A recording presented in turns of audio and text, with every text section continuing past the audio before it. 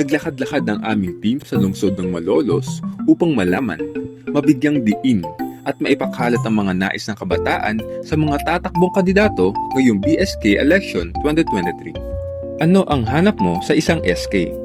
Kailangan masipag sila. Makikita mo na parang sincere sila sa nila, sa pinasok nila, na hindi lang to para sa parang gusto lang nilang magpasikat, yung mga ganun po, kasi yung iba hindi naman natin sure kung ano yung plano talaga nila. Responsible po sila. Yung magiging good example po sila para sa mga kapwa nila kabataan. Like, especially sana yung mga walang barangay records, yung nakikisali sa mga gulo, like pagka may liga, nakikisuntok. Siyempre pang una is may isang salita, mapagkakatiwalaan, then maaasahan po sa anumang bagay. Dapat po may kaalaman po sa leadership and kailangan po dapat madali siyang lapitan kapag may kailangan sa community nila. Yung una po is meron pong education na nag-aaral po siya, and then may pagmamahal po sa bayan.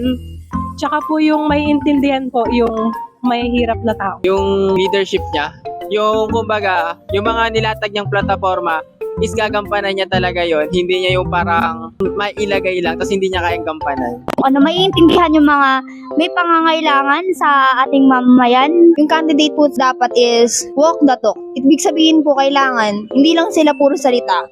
Gagawin din nila yung sinasabi nila. And dapat kaya nilang i-handle or kaya nilang i-hold yung mga promise nila binibigay sa mga tao. Ikaw, ano ang hanap mo sa isang SK? Mga kabataan, nasa kamay ninyo ang pagbabago. Maging mapanuri at siyasating mabuti ang ibobotong kandidato ngayong darating na eleksyon. #vote wisely. #vote wisely. #vote wisely. #vote wisely. #vote wisely. #vote wisely. #vote wisely. #vote wisely. Vote wisely. #vote wisely. #vote wisely. #vote wisely. Hashtag vote wisely.